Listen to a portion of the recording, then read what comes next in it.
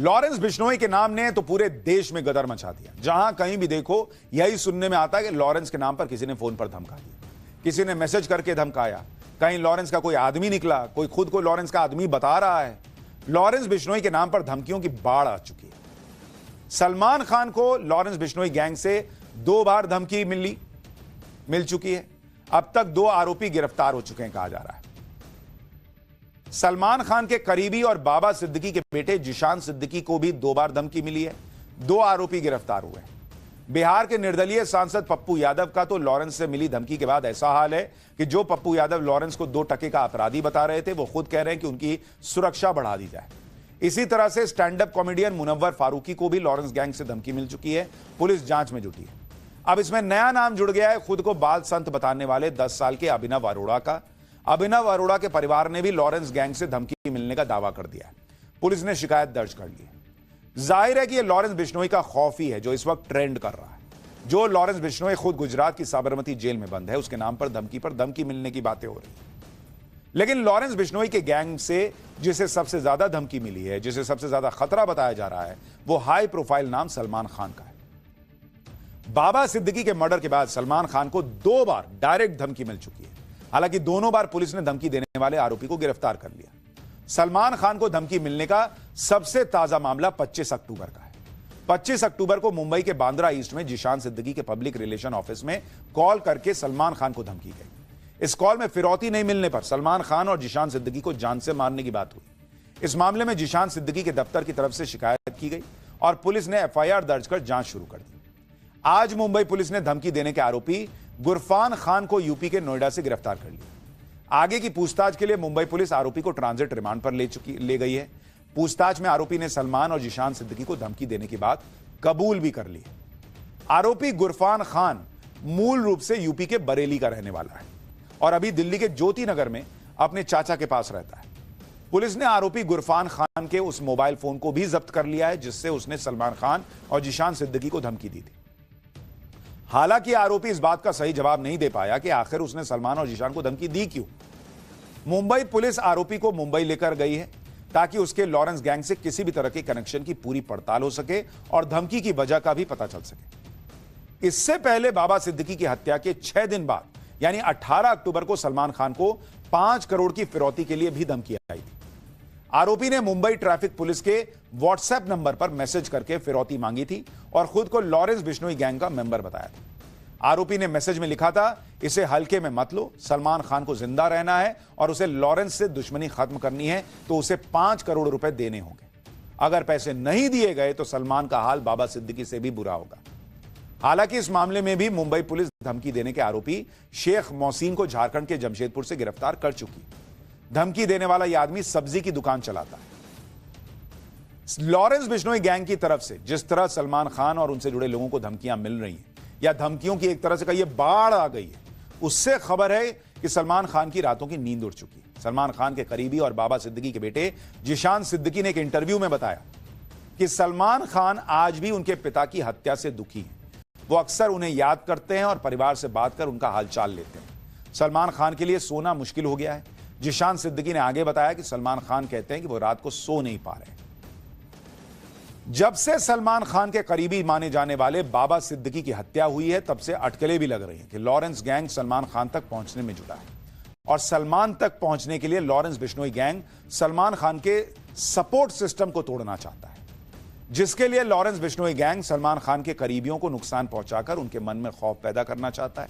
सलमान खान के लॉरेंस बिश्नोई के टारगेट पर आने की सबसे बड़ी वजह काले हिरण के शिकार को माना जाता है। यह भी कहा जाता है कि बाबा सिद्दीकी ने ही सलमान खान को काला हिरण शिकार केस से बाहर निकलवाया था और इस केस में सभी कानूनी अड़चनों के दौरान बाबा सिद्दीकी सलमान खान के साथ खड़े रहे थे। बाबा सिद्दीकी की हत्या के पहले 2 सितंबर को कनाडा में पंजाबी सिंगर एपी ढिल्लों के घर के बाहर भी फायरिंग हुई थी। इसकी जिम्मेदारी भी लॉरेंस गैंग ने ली थी। दरअसल एपी ढिल्लों ने सलमान खान के साथ मिलकर फ्री में एक म्यूजिक वीडियो बनाया था। इसलिए एक थ्योरी सोशल मीडिया पर खूब वायरल हो रही है कि आने वाले दिनों में सलमान के कुछ और करीबी लोगों को भी यह गैंग टारगेट कर सकता है, क्योंकि जिस तरह बाबा सिद्दीकी की हत्या के बाद सलमान खान की सुरक्षा और कड़ी कर दी गई है, उसकी वजह से सलमान खान तक पहुंचना लॉरेंस बिश्नोई गैंग के शूटर्स के लिए फिलहाल तो आसान नहीं होगा।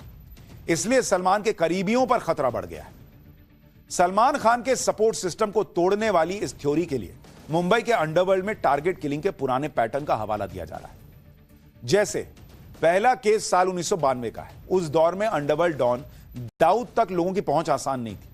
ऐसे में गैंगस्टर अरुण गवली ने दाऊद को डराने के लिए उसके बहनोई और हसीना पारकर के पति इब्राहिम पारकर को मरवा दिया।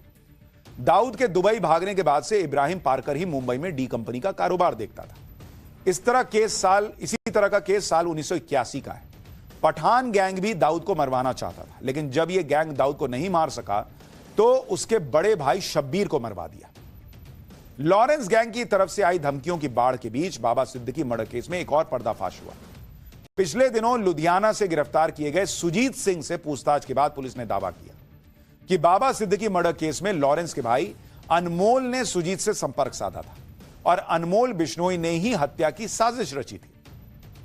अनमोल बिश्नोई ने पुर्तगाल से वर्चुअल आईडी के जरिए सुजीत से संपर्क किया।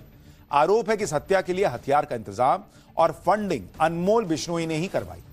मुंबई पुलिस की क्राइम ब्रांच के मुताबिक अनमोल बिश्नोई पुर्तगाल से वर्चुअल आईडी +351 का इस्तेमाल कर सुजीत से बातचीत करता था। अनमोल ने सुजीत के 2 सहयोगियों शुभम लोंगकर और जिशान अख्तर के साथ मिलकर हत्या की प्लानिंग करने के लिए कहा। शुभम लोंगकर वही शख्स है जिसने फेसबुक पर लॉरेंस बिश्नोई के नाम पर बाबा सिद्दीकी की हत्या की जिम्मेदारी ली थी। जांच में पता चला कि सुजीत लंबे समय से जिशान अख्तर के संपर्क में था।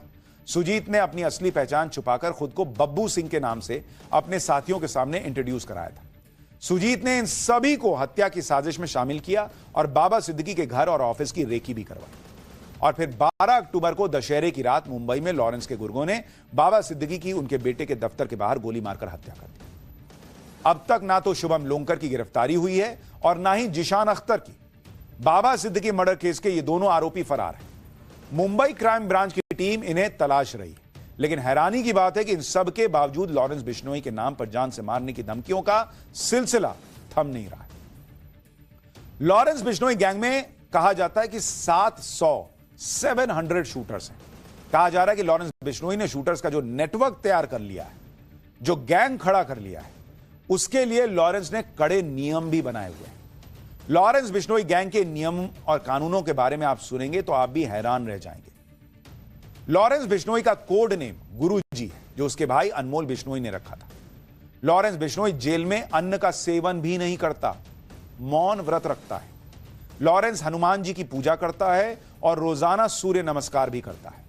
लॉरेंस बिश्नोई के 3 मुख्य नियम हैं। शादी नहीं करनी है, शराब नहीं पीना है, मांस नहीं खाना है। लॉरेंस बिश्नोई खुद ब्रह्मचर्य का पालन करता है और गैंग को भी इसका पालन करने के लिए कहता है। लॉरेंस बिश्नोई का मानना है कि बीवी या गर्लफ्रेंड होने से शूटर्स इमोशनल होकर कमजोर हो जाएंगे। लॉरेंस बिश्नोई किसी शूटर के पकड़े जाने या फिर मारे जाने पर परिवार का पूरा खर्च भी उठाता है उसके। लॉरेंस बिश्नोई ने बहुत सोच समझकर यह नियम और अपने गैंग के लिए बनाए। इसी का नतीजा है कि उसके पास शूटर्स की कमी नहीं है, जिनके दम पर वो सलमान खान के घर पर फायरिंग करवाता है, बाबा सिद्दीकी की हत्या करवा देता है। लॉरेंस बिश्नोई गैंग को लेकर ऐसी भी अटकलें कि उसके कई शूटर एक दूसरे को जानते तक नहीं, वो बस इशारा मिलने पर काम को अंजाम देने में जुट जाते हैं। इन सारी वजहों से लॉरेंस बिश्नोई गैंग के मेंबर्स आसानी से नहीं टूटते और यही वजह है कि लॉरेंस बिश्नोई जिसे अपना निशाना बना लेता है, उसकी हालत पतली हो जाती है। सलमान खान जो काफी पहले से लॉरेंस बिश्नोई के निशाने पर है, वो आजकल कड़ी सुरक्षा में चल रहे हैं। सलमान खान ने कल ही ऐलान किया कि वो 7 दिसंबर को दुबई में परफॉर्म करेंगे। सलमान खान को लगातार यह सलाह दी जा रही है कि वो बिश्नोई समाज से माफी मांगे। अब किसान नेता राकेश टिकैत ने भी सलमान को सलाह दी। राकेश टिकैत ने कहा है कि सलमान को बिश्नोई समाज के किसी भी मंदिर में जाकर माफी मांग लेनी चाहिए, नहीं तो लॉरेंस बदमाश है, जेल में बंद है, पता नहीं कहां से टपकवा दे। सुनिए राकेश टिकैत ने अभी 1-2 दिन पहले क्या सलाह दी थी। बिश्नोई समाज वो पर्यावरण और जीव की रक्षा करता है। उनका एक विवाद चल रहा, विवाद में ये है कि भाई जिसके खिलाफ वो हिरण मारने का केस है, उन्हें कहा कि हमारे समाज से हमारे मंदिर में कहीं पे भी जाके और सॉरी फील कर ले। अगर राइट नहीं बढ़ती हो तो भाई सॉरी फील कर लो, हो जाती है गलती चलती भी, नहीं तो यार राइड चलती रहेगी, इसमें पता नहीं कौन कौन लपेटे में होगा। एक तरफ लॉरेंस बिश्नोई गैंग की धमकियां ट्रेंड कर रही हैं, तो दूसरी तरफ हर रोज लॉरेंस बिश्नोई से जुड़ी नई नई जानकारियां भी सामने आ रही। अब तक दावा किया जा रहा था कि लॉरेंस के पिता पुलिस डिपार्टमेंट में हेड कांस्टेबल थे और जेल में बंद लॉरेंस को उसका परिवार हर महीने करीब 40 लाख रुपए खर्च के लिए भेजता है। लेकिन नई मीडिया रिपोर्ट्स में इन दोनों दावों को खारिज किया गया है और लॉरेंस बिश्नोई के परिवार से बातचीत के हवाले से दावा किया गया है कि लॉरेंस बिश्नोई के खानदान में कभी कोई पुलिस में था ही नहीं। उनका परिवार शुरुआत से जमींदारी करता आया और उनके पास आज भी करीब 110 एकड़ खेती की जमीन है, जिससे हर साल करीब 55 लाख रुपए की कमाई होती है। रिपोर्ट में आगे यह भी दावा किया गया है कि लॉरेंस बिश्नोई को बचपन से अच्छे कपड़े, महंगे जूते पहनने और घुड़सवारी का शौक था। लॉरेंस बिश्नोई के रिश्तेदार के हवाले से यह रिपोर्ट में यह भी दावा है कि काले हिरण के शिकार मामले में सलमान खान अगर माफी मांग लेते तो बिश्नोई समाज उन्हें माफ कर भी देता। लेकिन अब यह मामला एक माफी के चक्कर में खिंचता चला जा रहा है। पाठशाला में अगला चैप्टर, अयोध्या में इस दिवाली ऐसा क्या पहली बार होने वाला है जो प्रधानमंत्री